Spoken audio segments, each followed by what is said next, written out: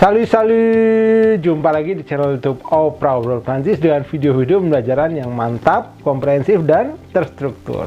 Comment allez-vous? Bien? Yuk mari kita lanjutkan pembelajaran bahasa Prancisnya.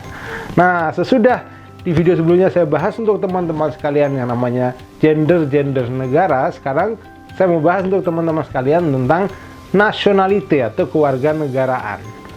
Nah, di bahasa Prancis kewarganegaraan itu juga bermain gender gitu.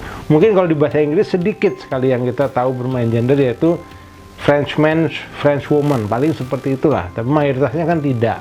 Kalau di bahasa Prancis iya main gender. Dan caranya adalah ini yang mau saya bahas untuk teman-teman sekalian adalah dengan menghafal teorinya atau pola-polanya. Ini nationalité plus e dalam hal ini, yaitu nationalité yang bentuk feminangnya adalah plus e. Jadi serupa dengan bermain adjektif, bagaimana caranya membuat menjadi feminang gitu. Aturan feminang di bahasa Prancis itu ada berbagai macam ya. Yang paling sering, yang paling umum diketahui orang adalah plus e, tapi tidak semuanya bisa dibuat plus e begitu saja. Nah, ini yang ketentuannya adalah plus e. Jadi teman-teman harus tahu yang masuk kriterianya, itu yang masuk ketentuannya, yang masuk dalam aturannya. Sudah dibuat seperti ini oleh orang-orang Frankofon, kita hanya perlu menghafalnya saja. Jangan diperdebatkan karena ini bukan bahasa kita gitu. Nah, nationalité yang plus e itu ada akhiran-akhiran tertentu dalam bentuk maskulangnya. Jadi nationalité itu jangan dihafal begitu kita menemukannya, tapi polanya. Kalau satu persatu kata per negara, wah pusing. Ini saya kasih tahu ke teman-teman sekalian. Kalau dia berakhiran AIN, atau juga AIS, atau juga OIS, atau juga AN, atau juga IN. Nah ini, di sini nih plus E. Berarti bentuk-bentuk nationalité maskulang yang di luar akhiran ini tidak plus e, tapi nanti di video yang lain saya bahas untuk teman-teman sekalian. Nah, contoh nationalité yang berakhiran AIN adalah Américain. Américain. Kombinasi AM-nya tidak berlaku, E accent aigu, kemudian C ketemu A, K, AIN ini berbunyi ang, seperti halnya IN tunggal gitu, seperti halnya IN gitu. Américain, jadi bukan ong ya, tidak berlaku kombinasi AM berbunyi ongnya. Américain. Nah ini plus e. Ini adalah orang Amerika Serikat. Jadi Américain kalau bentuk feminangnya menjadi Américaine. Américaine kenapa? Karena jadi AI-nya terpisah dari si N, jadi nggak ang lagi. N-nya untuk menemani si E-nya, seperti itu. Yang berikutnya adalah contohnya kalau AIS itu Français. Orang Prancis ya. Français, kombinasi AN berlaku ong ke bawah, dia bernasib untung ya. Kalau ini kurang beruntung. Kemudian CD berbunyi S ya. AI berbunyi E, Français, dan S di ujung itu tidak dibaca biasa seperti itu. Bentuk feminangnya ini menjadi Française, karena si S ini jadi di tengah dua huruf hidup untuk menemani si E. Di tengah I dan E, jadi Française. Itu yang bentuk feminangnya. Yang OIS, Chinois. Ya, orang Tiongkok atau orang Cina gitu. Chinois. Nah, ini CH, sh. IN-nya tidak berlaku ang, karena N ini untuk menemani si OI berbunyi OA ya. Chinois, S-nya seperti halnya Français tidak dibaca di ujung biasa gitu. Dan bentuk feminangnya menjadi chinoise gitu. Yang AN contohnya adalah orang Afghanistan, itu Afghan. Afghan. Nah, ini H tidak dibunyikan, maka dari Z-nya langsung ke A berbunyi G ya. Kalaupun H itu bunyi tetap aja kan Z ketemu huruf mati itu berbunyi yang G juga. AN-nya sama dengan Français, jadi Afghan seperti itu. Nah, Afghan bentuk feminangnya adalah Afgan. Afgan gitu. Ada contoh yang berikutnya yaitu yang IN, Argentin. Tahu kan? Orang Argentina, Argentin. J ketemu E berbunyi Z, EN berbunyi ONG juga seperti halnya AN. Nah ini IN-nya berlaku nih, tidak seperti di Shinwa ini. Kalau ini kan dia sial, kalau ini beruntung dia bunyi ang, seperti tang-tang gitu ya, Tintin. Argentin, bentuk feminangnya menjadi Argentine. Terpisah nih si I dari si N-nya, karena N-nya untuk menemani si E, seperti itu. Ini adalah pola-pola yang harus teman-teman hafal. Jadi begitu teman-teman lihat, oh masuk akhiran seperti ini, salah satu dari akhiran ini, berarti feminannya adalah plus E. Gitu, jangan menghafal satu persatu per negara, dilihat aja, begitu teman-teman tahu, oh bentuk maskulannya begini, oh feminannya akan plus E. Gitu. Nah, sekarang mari coba kita terapkan ke contoh-contoh kalimatnya.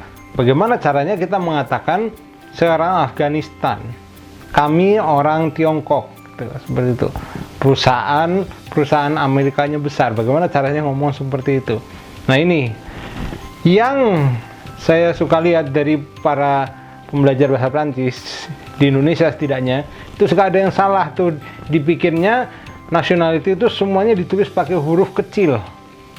Atau ada juga yang belum tahu sih, berasumsinya huruf besar seperti di bahasa Indonesia, padahal tidak. Ada kalanya dia harus huruf kecil, ada kalanya dia harus huruf besar.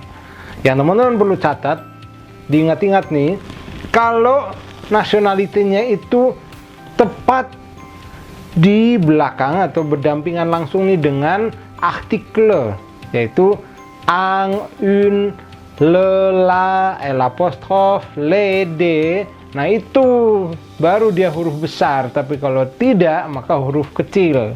Gitu aja simpelnya. Itu yang teman-teman perlu ketahui nih. Saya orang Afghanistan, maka je suis afghan. Kalau ceweknya je suis afghan. Tidak pakai huruf besar, karena apa? Karena tidak ada artikelnya. Tapi yang ini kalau kita nyebutnya je suis un afghan, saya seorang Afghanistan.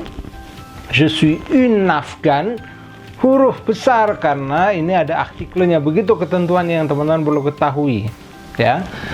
Contoh berikutnya, Pak Daniel orang Prancis.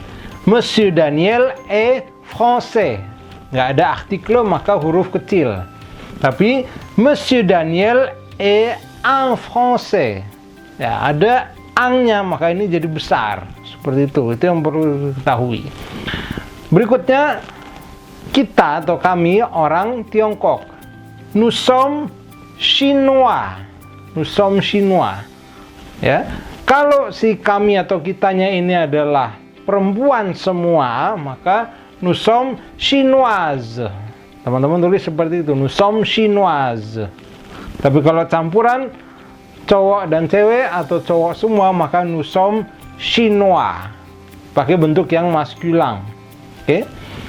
Kalau ada artikelnya, nous sommes des chinois atau nous sommes des chinoises kalau perempuan semua.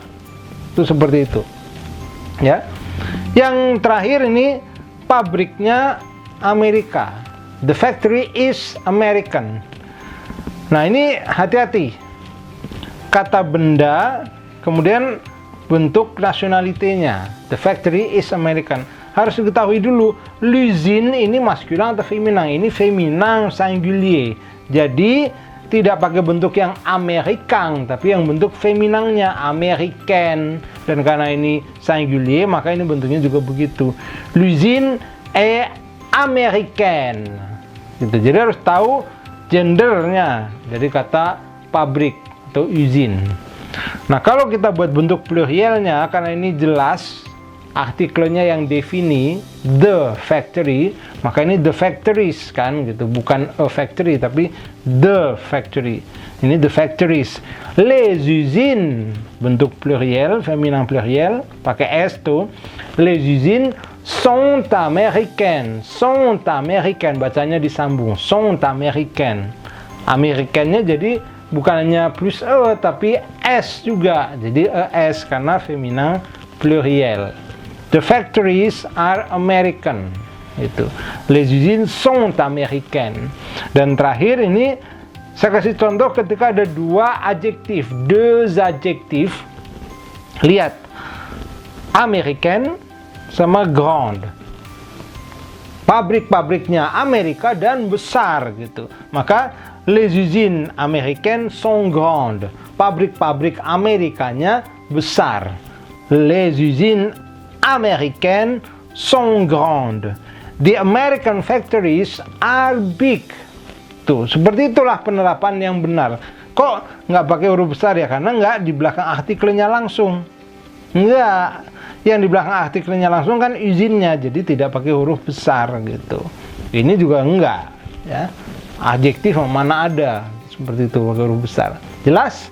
Gimana? Suka dan menjelaskan kali ini? Ya, kalau suka videonya kasih like-nya ya. Jangan lupa yang belum subscribe dulu dan nyalakan lonceng notifikasinya supaya terus mengikuti pelajaran mantap dari Opera Obrol Prancis. Ada pertanyaan boleh tulis di kolom komentar ya. Sampai ketemu di pertemuan berikutnya, karena ini adalah habis ini ayo nasionalitinya yang apa ketentuannya. Penasaran? A bientôt.